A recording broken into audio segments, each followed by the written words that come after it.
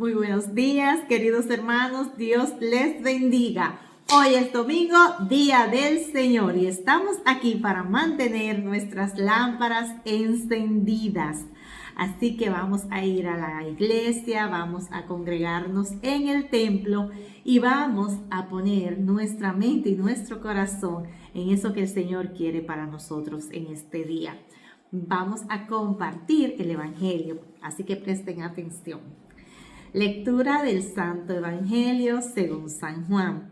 Cuando se acercaba la Pascua de los judíos, Jesús llegó a Jerusalén y encontró en el templo a los vendedores de bueyes, ovejas y palomas, y a los cambistas con sus mesas. Entonces hizo un látigo de cordeles y los echó del templo, con todo y sus ovejas y bueyes. A los cambistas le volcó las mesas y les tiró al suelo las monedas. Y a los que vendían palomas les dijo: quiten todo de aquí y no conviertan en un mercado la casa de mi Padre. En ese momento sus discípulos se acordaron de lo que estaba escrito: el celo de tu casa me devora. Después intervinieron los judíos para preguntarle: ¿qué señal nos das de que tienes autoridad para actuar así? Jesús les respondió: destruyan este templo y en 3 días lo reconstruiré. Replicaron los judíos: 46 años se ha llevado la construcción del templo, y tú lo vas a levantar en 3 días. Pero él hablaba del templo de su cuerpo.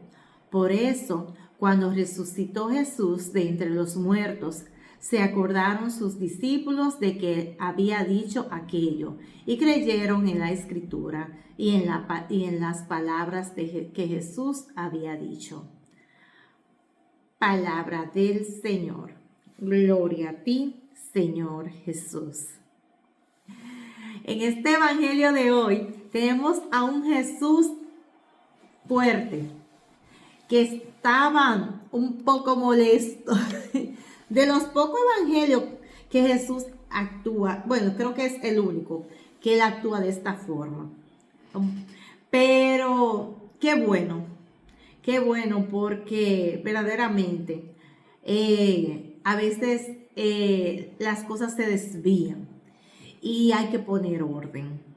Entonces miren cómo Jesús llegó para la fiesta de la Pascua y encuentra todo esto en el templo. Yo me imagino que eso parecía un verdadero mercado, porque para que Jesús se haya molestado tanto, es que debió de ser mucho, porque siempre había existido que vendían cositas ahí en el templo, pero al parecer la cosa iba en crecimiento ya. Entonces Jesús se molestó bastante cuando vio todo eso. Y miren cómo lo hizo salir de ahí, le volteó la mesa al que cambiaba las monedas. ¿Por qué cambiaban las monedas? Porque venían de otros lugares y venían con diferentes monedas, entonces se cambiaban por la local. Y me llama la atención cómo Jesús se dirige al que vendía las palomas. A él lo trató como diferente, porque Jesús le habló. No le habló tan fuerte, sino que le dijo: quiten todo de aquí y no conviertan en un mercado la casa de mi Padre. O sea, al que vendía las palomas le habló de otra manera.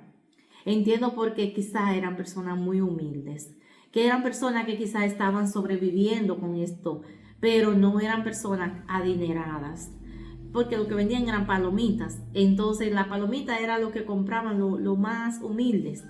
Entonces Jesús, a pesar de que ellos también estaban haciendo el mercado, Jesús lo trató con misericordia. Entiendo que lo trató con ternura, le habló de otra manera.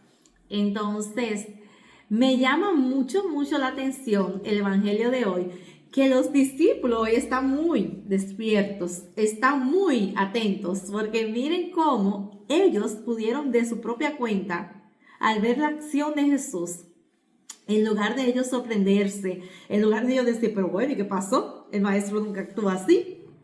En lugar de ellos cuestionar, cayeron en cuenta y pensaron de por qué actuaba así. Y entonces dice, en ese momento sus discípulos se recordaron de lo que estaba escrito al ver la acción de Jesús. Y lo que estaba escrito es, el celo de tu casa me devora. O sea, los discípulos pudieron ver el por qué Jesús actuaba así. Y qué bonito, yo diría que fue el Espíritu Santo que los iluminó y les reveló este comportamiento de Jesús, el por qué. Y les reveló esa palabra que estaba escrita. Y qué bueno que los discípulos estaban ahí bien atentos a esta situación y bien en coherencia, porque se podían haber alarmado.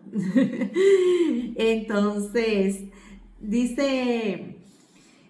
los que estaban ahí también, los judíos, ellos también, pienso que algo pensaron, porque lo cuestionan y cómo lo cuestionan en la pregunta. Entonces yo siento que en parte también los judíos tuvieron como esta duda de por qué él actúa así, porque ellos también conocen la palabra de Dios y así como los discípulos sabían esa palabra de que el celo de tu casa me devora, quizás a ellos también le llegó ese mismo pensamiento, pero a la misma vez, en su humanidad y en su encierro, ellos dirían, si este es del que habla la Escritura, de que tiene celo por la casa de mi padre, del Padre, ¿verdad?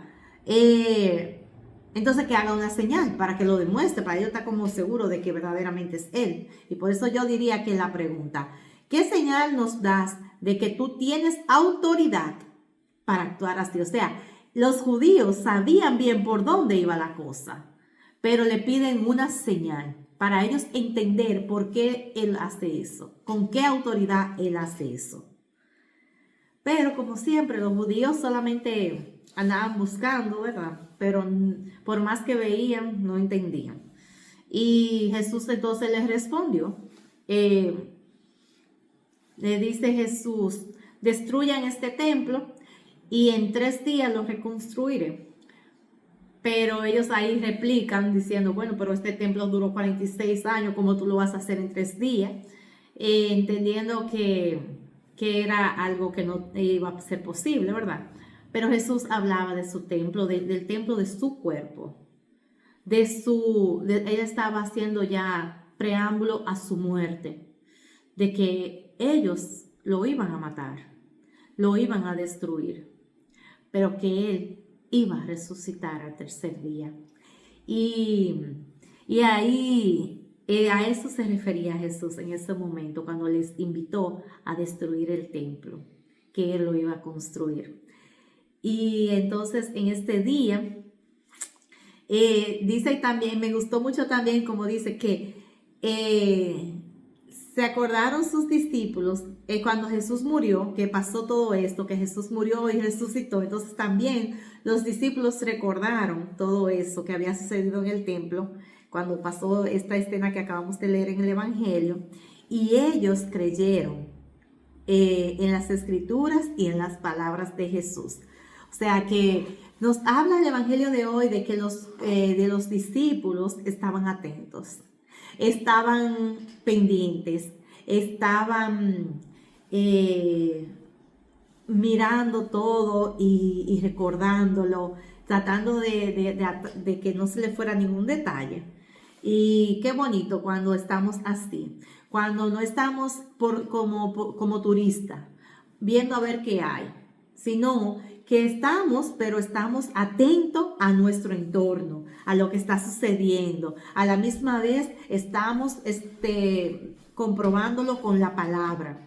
Porque también tenemos que tener mucho cuidado. Aquí estoy yo hablándole a ustedes, ¿verdad? Pero lo que yo diga, ustedes también tienen que saber si es verdad.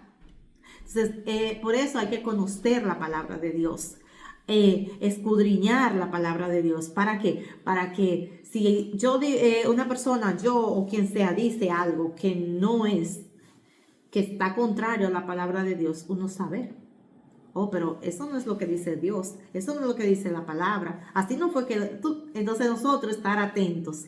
En este caso, los discípulos conocían la palabra de Dios, conocían las escrituras y por eso ellos estaban viendo, visualizando lo que Jesús había hecho, visualizando lo que había pasado con su muerte y visualizando que verdaderamente Jesús era el Hijo de Dios.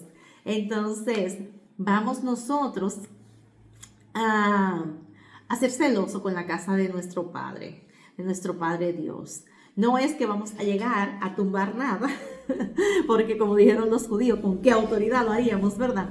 Pero sí ser celosos con el templo en cuanto al orden, a colaborar, a que todo esté bien, a colaborar, que todo esté limpio. Si hay algo que está mal, acercarnos y quitarlo con amor, no, en silencio, no hay que hacer bulla para eso.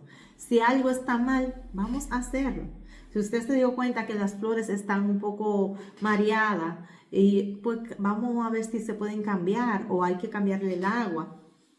Pero no hay que hacer bulla para eso. Pero sí ser celoso con el templo, siempre estar atentos, ponernos al servicio. Si usted sabe que no hay flores, pues lleve un paquete de flores y diga, mire, yo traje estas florecitas. Si usted vio que la flor está media feita, pues mire, yo traje unas flores para si la quieren colocar. Ser celoso con el templo. ¿Para qué? Para que el templo esté bonito siempre, porque ahí habita la presencia de nuestro Dios. Que Dios le bendiga, que el Señor les acompañe, que le prenda ese celo, un celo santo por el templo, por la capilla, por la parroquia, por ese lugar santo donde nos congregamos como hermanos. Y que el Espíritu Santo nos fortalezca, nos acompañe y nos guíe hacia el camino de la salvación. Dios les bendiga. Bendiciones.